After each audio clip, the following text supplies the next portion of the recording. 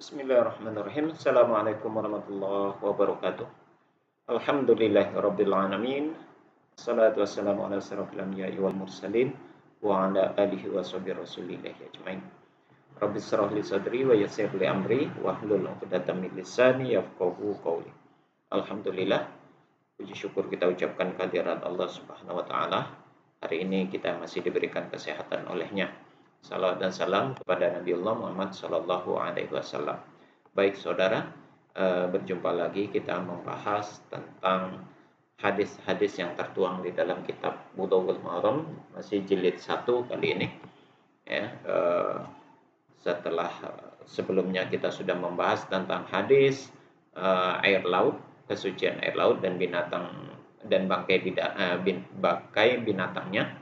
Maksudnya bangkai binatang yang ada di laut.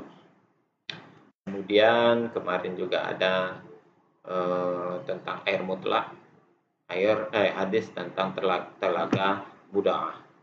Kemudian hari ini kita akan membahas tentang hadis 2 kullah, ukuran air 2 kullah.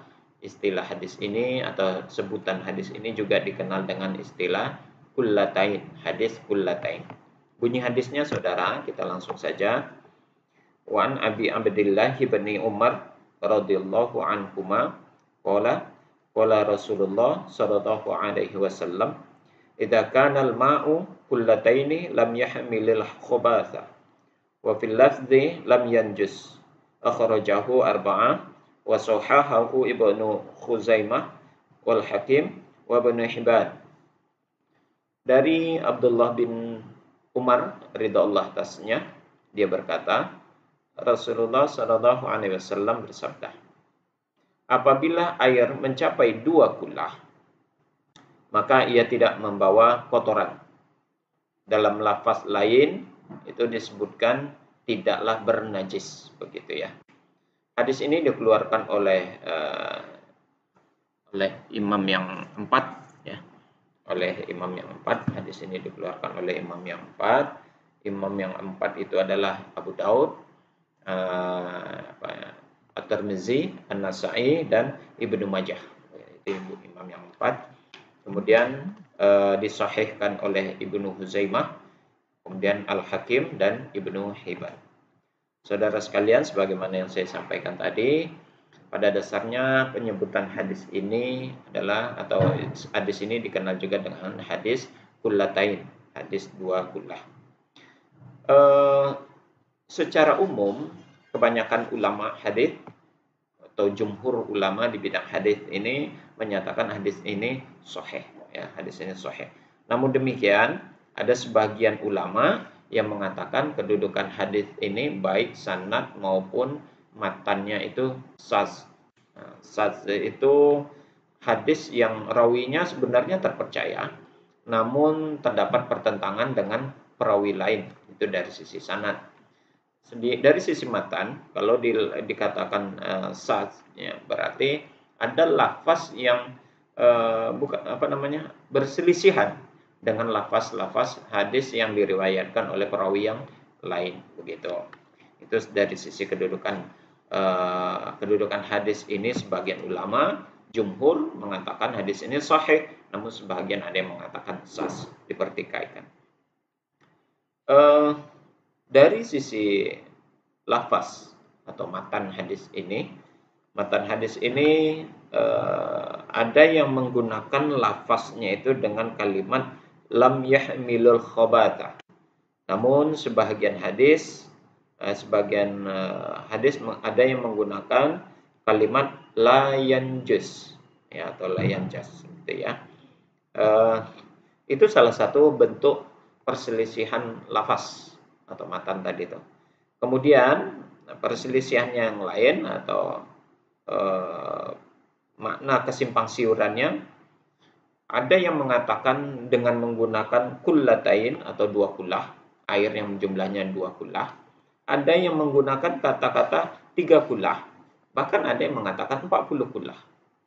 2 kullah ini sepakat para ulama, kedudukan hadis ini pada dasarnya sahih, ya, sahih. Sedangkan sebagian ulama lagi menyatakan hadis yang menggunakannya menyatakan dengan 3 kulah ataupun apalagi 40 kulah itu para ulama mengatakan hadisnya adalah hadis maudhu. Hadis maudhu itu artinya hadis yang palsu begitu. Hadisnya disinyalir palsu. Jadi kesepakatan ulama seperti Al-Baihaqi, Al-Mizzi, At-Taqiyuddin, Ibnu Taimiyah dan juga Ibnu Umar, hadis yang dinyatakan ini adalah hadis yang sahih dan sanadnya itu sampai kepada para sahabat, menyambung sampai kepada sahabat. Jadi mereka menganggap nilai ini adalah hadisnya cukup mauquf begitu ya. Syekh Albani mengatakan hadis ini sahih, ya, diriwayatkan oleh imam yang 5, kalau tadi imam 4, kalau imam yang 5 itu selain Bukhari dan Muslim. Jadi tadi ada yang saya sebutkan ada Abu Daud, ya, Abu Daud, ada At-Tirmizi, ada An-Nasa'i, ada Ibnu Majah dan ditambah Imam Ahmad. Gitu. Jadi kata Imam Al-Albani, Syekh Albani mengatakan hadis ini sahih dan diriwayatkan oleh 5 imam.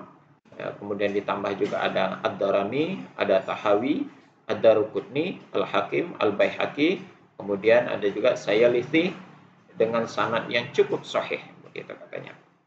Kemudian At-Tahawi mengatakan dia telah mensahihkan hadis ini, ya. Demikian pula dengan Ibnu Khuzaimah, Ibnu Hibban, Al-Hakim, Az-Zahabi, An-Nawawi, Asqalani, kemudian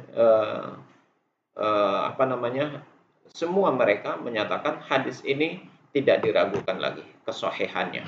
Jadi begitu kuatnya begitu ya.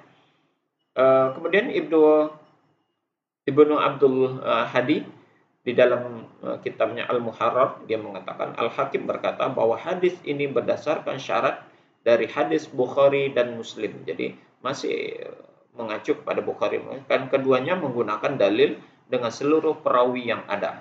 Begitu.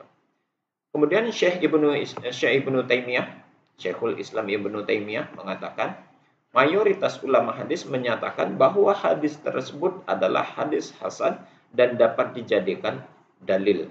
Jadi bisa dijadikan sandaran hukum. Para ulama telah menjawab ungkapan orang yang melakukan tuduhan buruk di dalam hadis ini itu adalah tidak benar.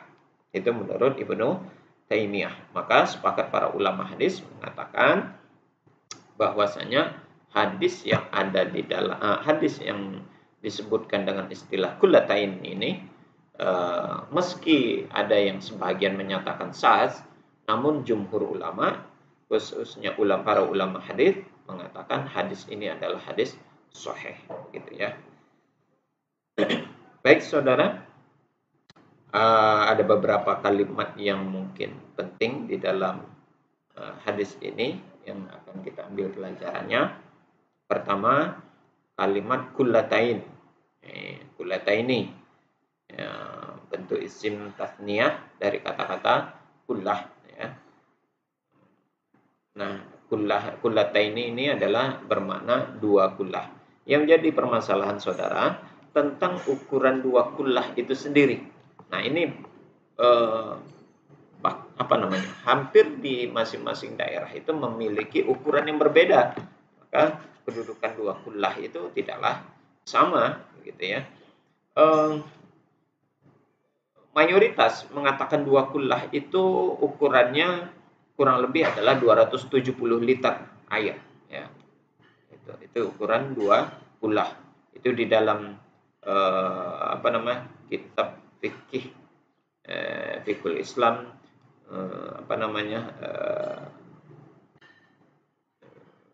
itu yang dikarang oleh Syekh Wahbah Az-Zuhaili.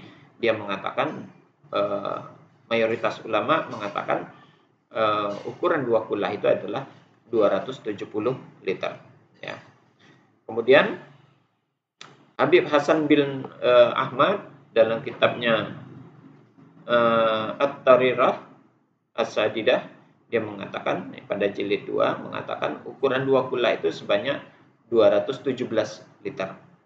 Sedangkan di Irak ukuran dua kullah itu kurang lebih 500 rit. Sedangkan di Mesir 446 rit.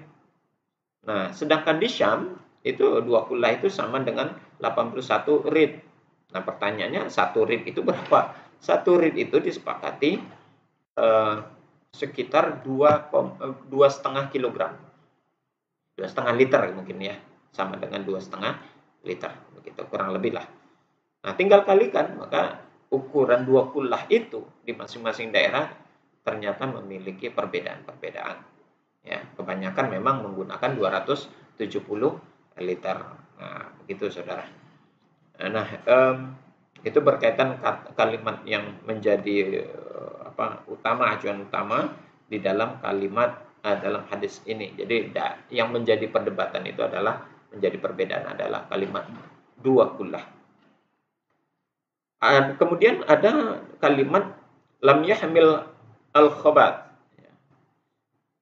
Maksudnya adalah kotoran tidak dapat mendominasi air. Artinya air tidak menjadi najis ya bila mana ada jatuh kotoran ataupun najis itu ke dalam air tersebut yang apabila jumlah air itu lebih dari 2 kullah ya.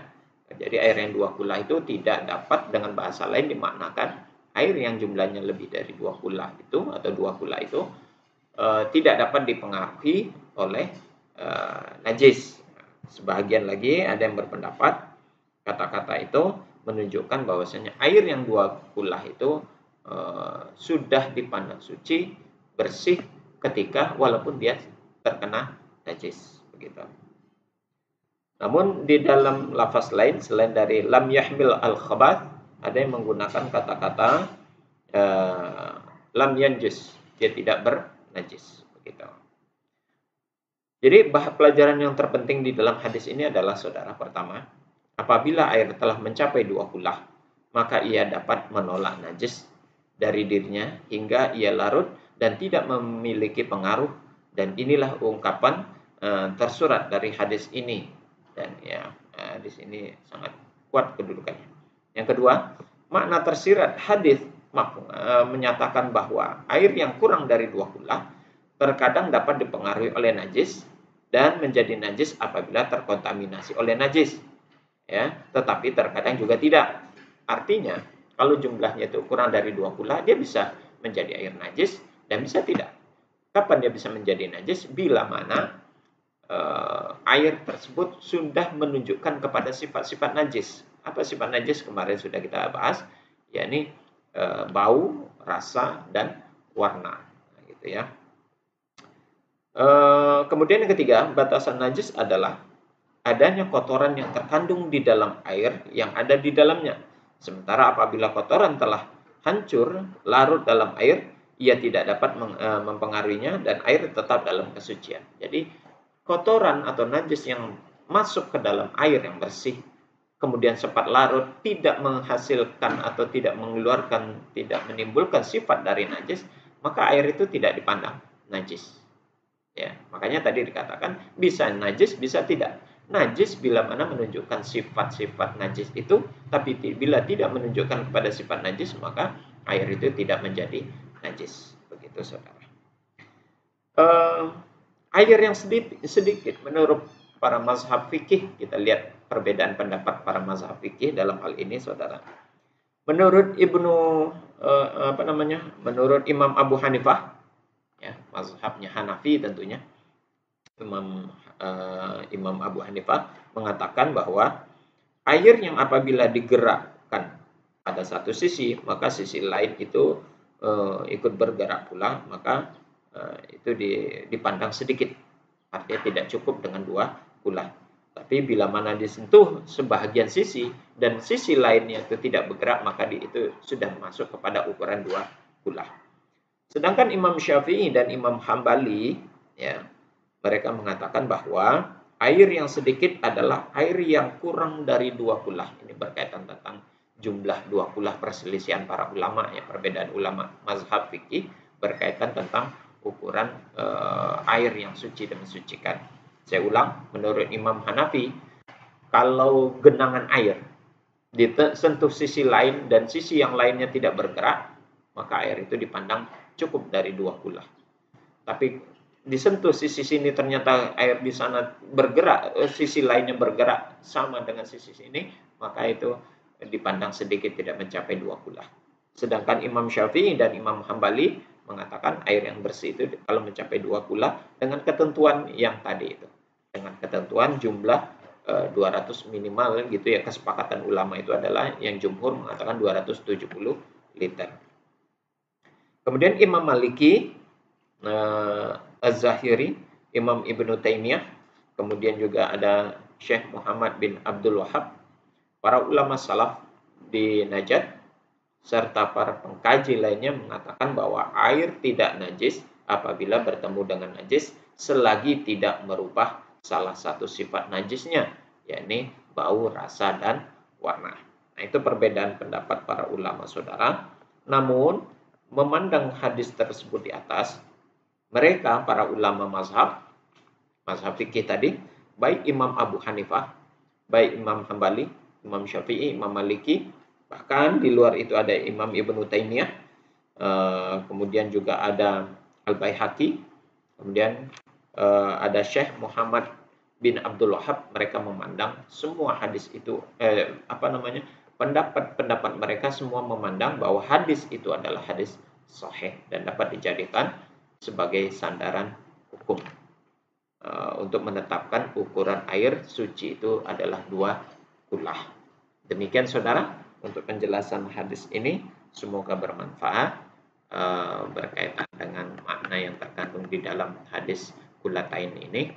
Mohon maaf atas segala kekeliruan, kesalahan, kekhilafat. Kita tutup dengan kafaratul majlis.